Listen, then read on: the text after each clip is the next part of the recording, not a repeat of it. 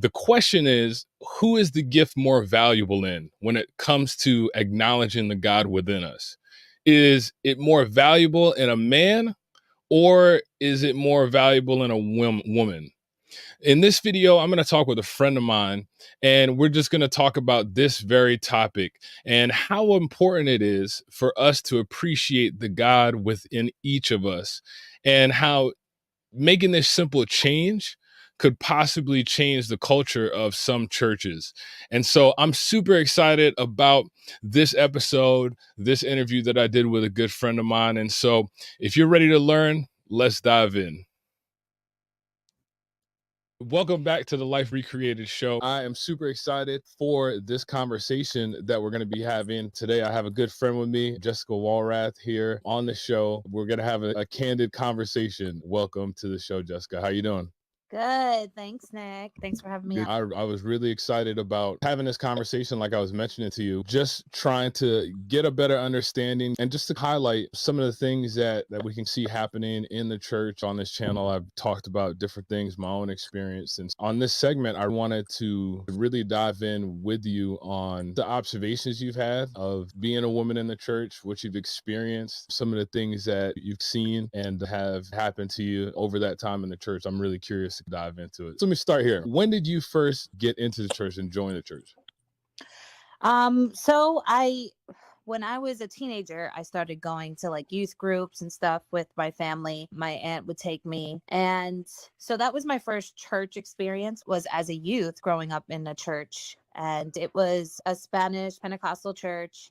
And, it was where I really started believing and seeking God. And as a teenager, I knew that he was there. Like he would always make himself known to me, even when I wasn't seeking him. So I knew about God pretty early on, but I didn't really start, I guess, serving God until I was in my early to mid 20s. That's when my husband and I entered into the abusive church and had an abusive church experience. Now, what I didn't know was I spoke to one of my uncles when we were leaving the church. Actually, I didn't realize how common it is that people have come from abusive backgrounds, like that abusive church background. So my uncle had gone through a very similar experience with a church in New York, and my mother and my father, they've all experienced similar things. And I didn't realize how prevalent it was out there until I started sharing my story with my family. So learning about what everybody else gone through and how they had really recovered or are still recovering from that kind of really helped my husband and I both to move forward and start seeking God for ourselves. I think what was interesting is you just said, as you mentioned, you said you didn't realize how prevalent it was until you started sharing your story and starting to hear it and understand it. So to backtrack, like when you were growing up as a teen, who was it that was bringing you to church at the time? Were you just going on your own? So I come from a really family. So Okay. so we were all living together. So I had my aunt, my uncle, my three cousins, my abuela, abuelo, my father, my sister, and I all lived in the same house. So it was my titi that actually started taking me, my aunt. She started taking me to church with her. She was the youth leader. And that's really where I had my first like real experience with Jesus. You said that your aunt was a youth leader as far as like helping with all the youth and everything like that. So did she play, besides being a youth leader, did she play like some other different roles like in leadership, or was she pretty active in the church? She was very active in the church, and she was a spiritual mother to me in a lot of ways. And she was very highly respected in the church. And ministry was very common for women. Even pastorship in the church was common. So it was very different for me to when we had entered into an abusive church and how they manipulated the scriptures to make it fit what they wanted to suppress the women leadership. That ties into exactly what I was just thinking, because seeing your aunt and seeing how active and how involved she was in the church, I can imagine growing up and continuing your relationship with God, it should come natural to you to be involved in ministry and just to be active within the church as a woman and kind of have that right to be able to do that. That's right. Um, Yeah, that's absolutely. as far as knowing that that's your background and seeing that and seeing how a woman would be able to function really well in that position, how did you feel like when you entered that church and the abusive church in that situation? What were your feelings when you initially entered and you probably didn't see the same thing? Or did you observe the same thing when you first entered that So church? I think with the key with a lot of the abusive churches is they're not very upfront with exactly what they believe at first. It's you get attached to the people, you get attached to the church and to the, into different aspects. And then gradually you start seeing that there are more rules and more rules and more rules that they're adding on. And then you get to the point where you see some things and then you're like, okay, well, they don't believe in this, but I can still believe in this. Or they don't believe that you can do this, but I think that I still believe that you should be able to do this. And I think for me, one of the biggest things was when I had actually talked about starting a ministry. And it wasn't like a full on ministry. It was for women and it was for reading books and reviewing books together. And it was looked at like, hey, what are you doing? You are not supposed to be doing this. You can't be leading other women in this way. I don't care if it's in a godly way. I don't care if you're still promoting God or reading biblically based books. It doesn't matter. You're not supposed to do it. So that to me was really confusing because I was like, wait, we do this anyway. We do this when we're fellowshipping, we do this when we're talking with each other anyway. So what difference does it make if I set a specific date and time to do it rather than us just having a conversation and doing it? When it came to that and the reaction that I got from it, that was really what was telling. I was like, wow, like almost like I was being looked at like an enemy of sorts. And that's not where it was like, oh, so you're trying to do something on your own without asking anybody? Did God tell you to do this? And I'm like, yeah, so I have to are you hearing from God from me? I don't understand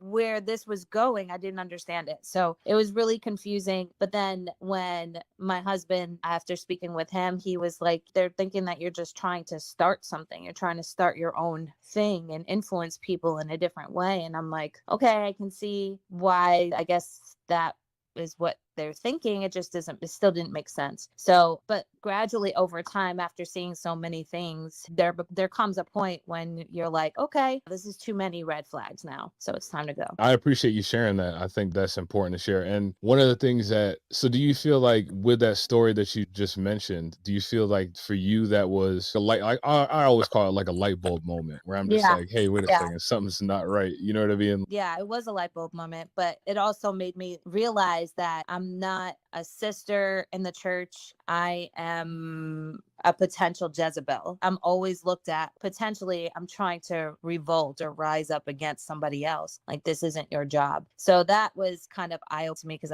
I would never assume that in somebody, but apparently that is the assumption always when it comes to women in a church like that. It always goes back to having a Jezebel spirit, or I think that was kind of different for me. So when you say Jezebel spirit, what do you think that, I guess I like to try and tie this kind of question together. What do you think that in your personality and like we even talked about your background, like what you experienced growing up in the church and experienced with seeing women in leadership, but what do you think it was maybe in your personality that was causing them to try and label you as that? Because it's a word that you hear talked around. It's like, oh, you get the Jezebel spirit, but then it's like, okay, well, give me what is it like that's causing you to think this so that we can explain like, hey, I'm not really trying to be like that.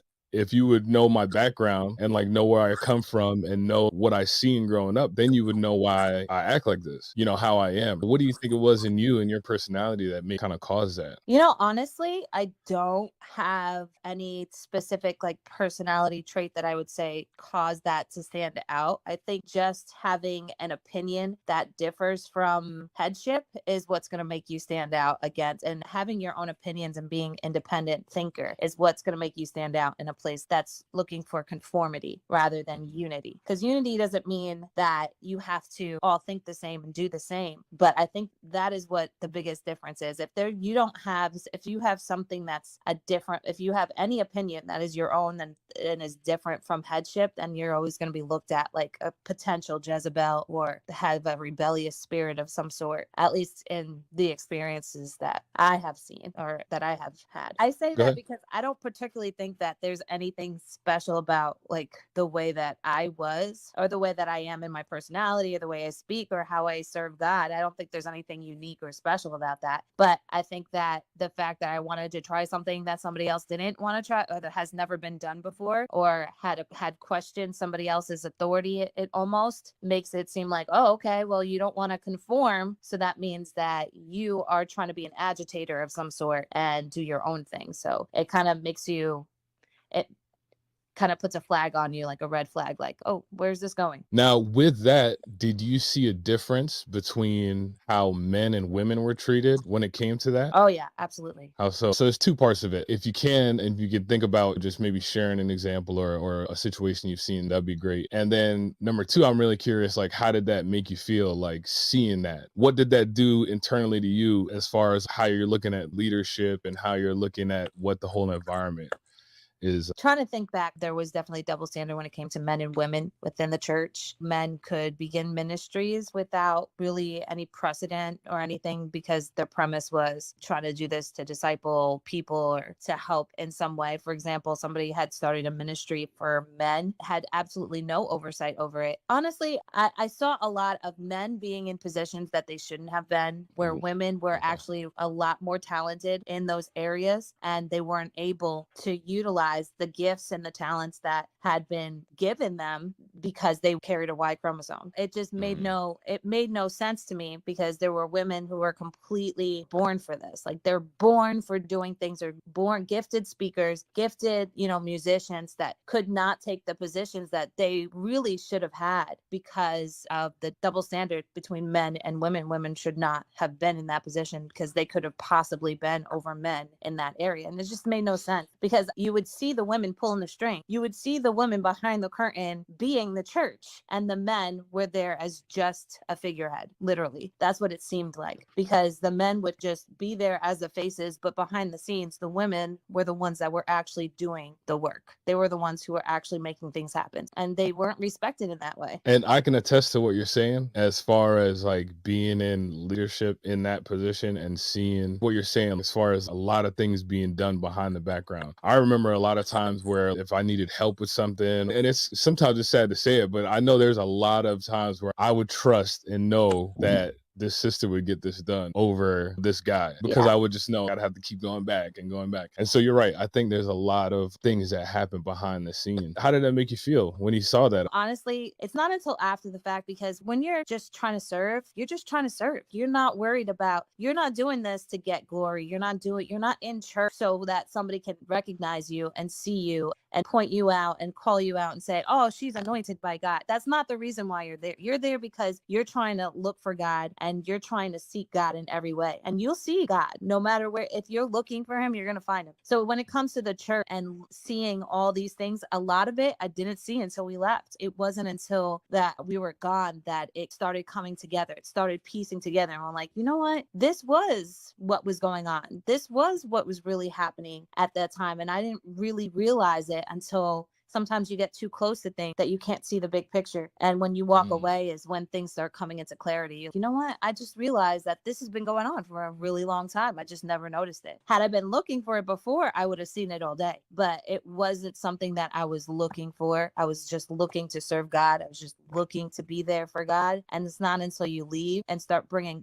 God starts bringing clarity to you. I think it's more of a defensive thing too sometimes because it protects you from being hurt in that moment. I think God was really guarding my mind and heart in a lot of ways, because had I felt that rejection in that way at that moment, that would have been really painful for me. But looking back on it, I realized that was really God's grace that was covering my mind and covering my heart. But as I move forward with my life and start healing, God starts revealing, you've seen this before. This has happened in this way and in this way. And you just never noticed it because I was there for you and I covered you. Wow, that's awesome how you just explained all of that, because I do feel like what you just said does happen. Because like as you said, once you leave, it's almost kind of like a trickling down. Like in your mind, you just start connecting, and you're like, oh, I see this and how that happened, and you start connecting all those dots. But if God were to reveal all of that to you in that moment, it would have been, Shattering. I don't, yeah, it totally, on one of the other interviews, we were talking about your value and your self-worth. And to think if God were to had not kind of sheltered you and sheltered a lot of us during that time, it would have been damaging.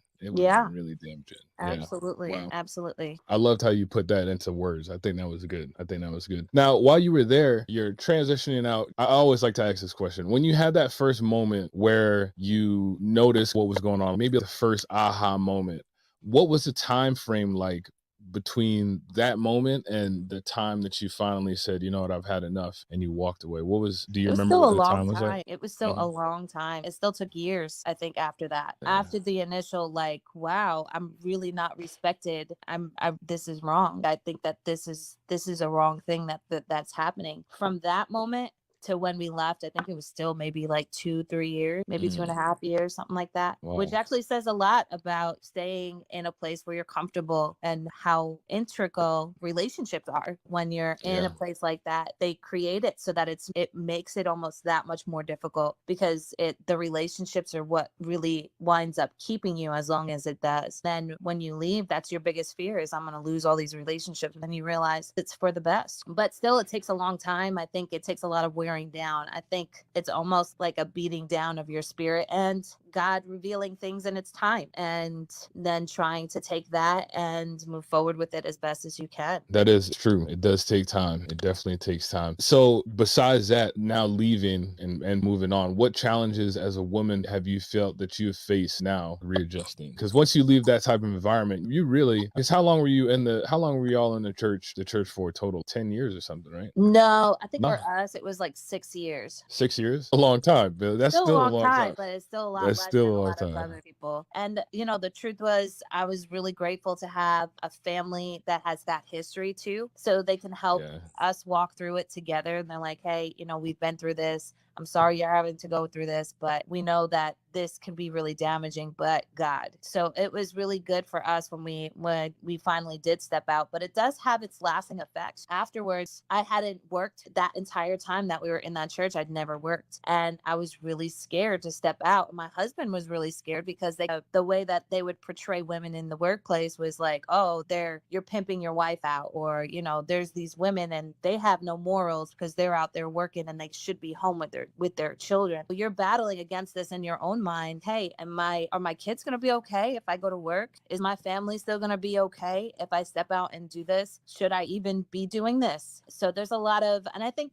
a lot of that is normal, but I think it's amplified because you're coming from a place where it was so negative. It was always looked at as a negative thing. So trying to combat that as you move forward too, that is a hurdle. It's a hurdle that you really have to go through, but it's also a way of you to build yourself back up and realize that this entire time God has been with you and he doesn't care. He is genuinely for you no matter what you do. What would you say to somebody as far as, because that's where you're at in this season right now, as far as just working through that? What would you say to encourage somebody that maybe is beginning to go into that season? Because it's a difficult transition where you're going from this one mindset that's been drilled into your head and then reinforced by the whole entire environment. It's spoken to you across the pulpit through words, sometimes maybe not through words, and then it's just reinforced by the environment. So then you get out of it, and I guess my thing would be, what do you find helped you to be able to manage that and try and overcome that so you could achieve things that you desired? Honestly, I still struggle with that. I still struggle daily with feeling confident in what I do and how I do it, but that's kind of why I have the partner I have in life. My husband helps me, supports me, he encourages me when I need it. And he's like, you have done this. You are worthy. You are this. You are that. It's good to have support. And that is the biggest thing. Like when you're leaving a church that has been abusive in this way, to have as much support from your family as you can, from family members, people who have been there, trying to find a support system that can really help you and relate to what you're going through and navigate that path with you. We found a good church that was really about healing after church hurt, and that was really instrumental in where we are now. I Right. think that would probably be my biggest advice. That, plus I would tell people when they were leaving a church, like, just read through Psalms for a little bit, because it's gonna hurt, but Yeah. Yeah, it's gonna be so right. relatable. Yeah, yeah, you're like, oh, that's what they were talking about. This whole time This we're like whole singing time. songs about it. And then you go through it, you're like, oh man, I see where this guy was in a cave. You know what I Yeah. mean? That's good advice. That's really good advice. And I'm sure that helps to know that. One thing I was just thinking about as you were mentioning that with having family, did your family that you mentioned before, did they see some of the signs or see what was As happening a and say matter of anything to you? they really did. So I had my uncle come to the church. He came, he met with the pastor, he listened to the sermon, and he had his concerns. But I think when it comes down to it, it's very much the same as domestic abuse, where until you see it, nobody's going to be able to show you. And I think he Ooh. was waiting for us. Like he was there, arms open, like he knew what was going on. He knew how to help us afterwards. But it's very much one of those things like, hey, if you talk to somebody and they're in that and they can't see it, then you're pretty much talking to a wall, you know? When you really think about it, we were at a point so brainwashed to where it was like nothing mattered. I was reading something the other day too, and it was saying the topic was, it was talking about spiritual abuse and everything like that. And it said one of the problems that happens when you're in that environment, in that system, you're doing something for God, right? You're on fire for God. You're like, we're going out, we're witnessing, we're doing all these different things. So you're doing something for God. So that's like a win for you. And then if you go out into the world and let's say people reject you or they slam the door in your face and they're like, get out of here, we don't want to talk to you, it's still a win because you're like, we're doing this for God. So you're in this environment where you are so like, nothing that anybody says outside of what is happening in there, you can't hear any of it. You don't hear That's any of true. it. You don't hear any of Absolutely. it. Wow. 100% true. Because even then you can say, oh, well, they weren't rejecting me. They were rejecting God at that time. Exactly. You Exactly. can So you kind of never flip. take, Exactly. oh, wow. So Okay. I agree with that. That's good. And I think too, having a family, having somebody that can support you, that understands it, I think is really key. And that's what I'm learning. I'm just learning somebody that you can find afterwards that you trust. You know, thankfully y'all had your family that he had been through it. He understood it. He has seen it before. So in his mind, the same thing happened with me and my parents. My dad, they've been in ministry and they've been saved for a while. And they used to come and they'd be, you know, they see it, right? And they're just like, oh my God, this guy's freaking going down a rabbit hole.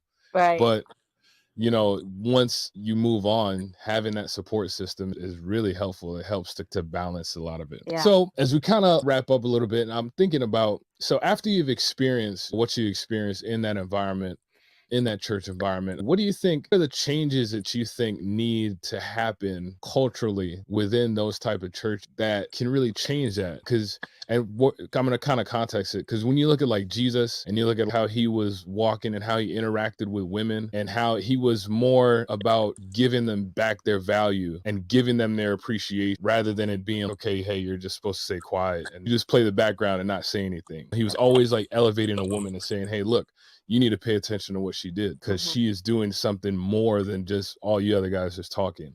Mhm. And so within the church, not just in the spiritually abusive church, but it happens a lot of times in just churches in general. What do you think needs to happen culturally to change a lot of that, to where it's more of a balance? I think because there's so many different denominations and every type of church is, this one allows this and this one doesn't allow that and this one doesn't allow this. I think really bringing women into ministry and seeing these women in ministry is a very powerful tool. There are women that are out there and they could only hear from a woman. And it's the same thing with men. There's certain men out there that when they're listening looking for something, it can only be reached by a certain person. I think recognizing talents in everybody, no matter what shape or what form it comes in, it's just recognizing that there's God working it through them and recognizing their talents and them being exalted, but acknowledging God in them. And I think that is something that in these churches that's not being done.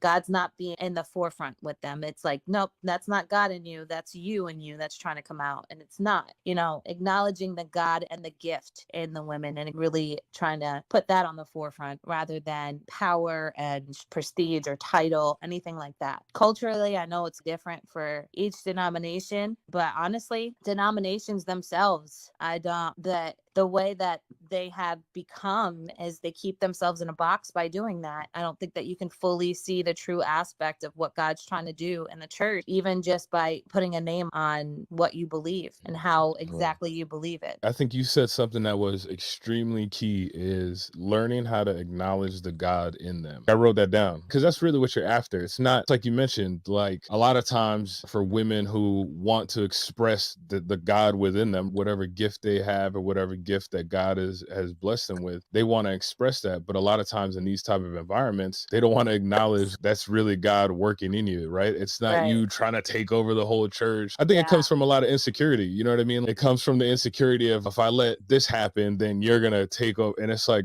what are you even talking about? I was thinking about what you were talking about with the book club. I don't want to be preaching like next Sunday. You know what I mean? Like I just want to Yeah. read and learn, and you need to chill out. And then also, if you really think about it, when you allow the space for you to acknowledge God in women and their gifts as a shepherd, this is my thinking, like as being a pastor. If I allow you to operate the way that God designed you to operate, that's going to make my job way easier. Because there's things that you're going to be able to minister to that God doesn't put as a responsibility on me. He says, all right, if Jessica is gifted in this, Nick, that's not your responsibility. Like, let her handle that. And I'll continue to operate this. So it comes to a point where you realize God is way smarter at running this church than we can be if we just let him do it the way he wants to do it, for sure. Yeah, that's right.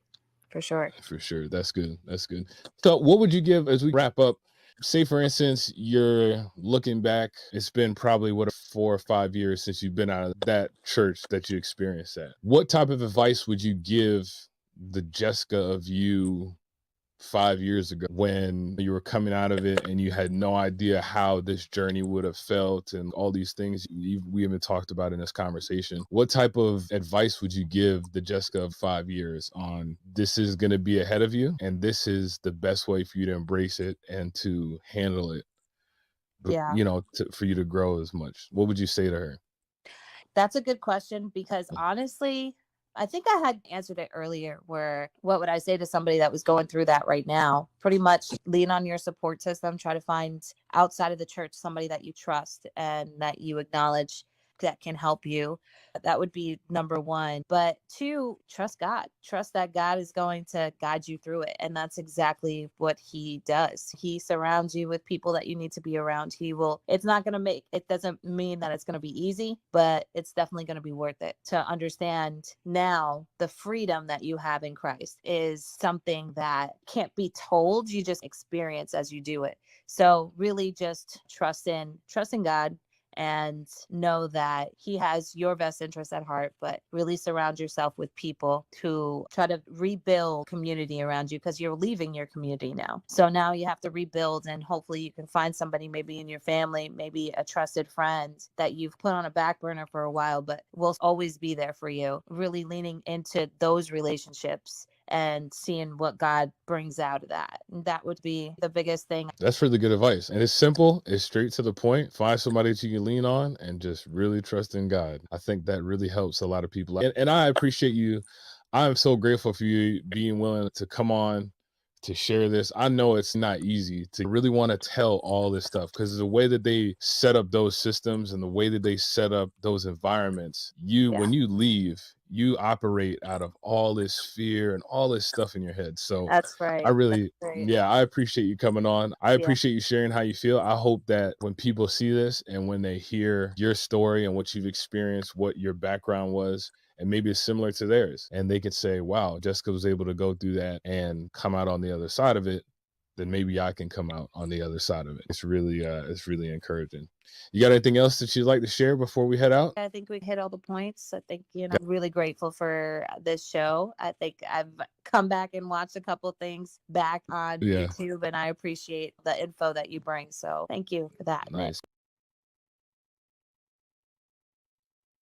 Wow. So, what were your thoughts on that conversation that I had just had with Jessica? I'll tell you, one of the things that I've realized actually just having these conversations is it's, just so eye opening when you're able to sit down with someone and really just see through their eyes and their perspective of what that experience was like, what they were feeling. And these conversations that I've been having recently, they've been so helpful in helping me to just understand, okay, hey, this is how our behavior can affect someone else or how they can make them feel. And you start to just see the bigger and the overall picture. So really grateful just for having these conversations that we've been showing these last couple of weeks. So I want to hear what your thoughts are on what it means to acknowledge the God within us. And it doesn't matter if it's male, female, but just being able to acknowledge that. Drop that in the comment below. I'd love to hear what you have to say. And so I hope you definitely got some value out of this content. If you did, do me a favor, hit that thumbs up for me. And if you want, you can listen to another conversation that I actually had, and this was last week prior with Angelina. I'll make sure I put that down in the description below. And that had a lot of great just rich, just nuggets of information and just nuggets of perspective. And so definitely make sure you check that out. And I'll also put down in there a playlist on a healing from spiritual abuse. And so that can help you out. Maybe if you're on that journey right now, you're checking out these shows and just trying to figure out how to walk through this and how to, navigate through everything you're feeling, everything you're going through right now. Definitely been there and just trying to help in that. So that's going to be it for this week's show. Until next time, definitely keep learning, keep healing, and keep growing.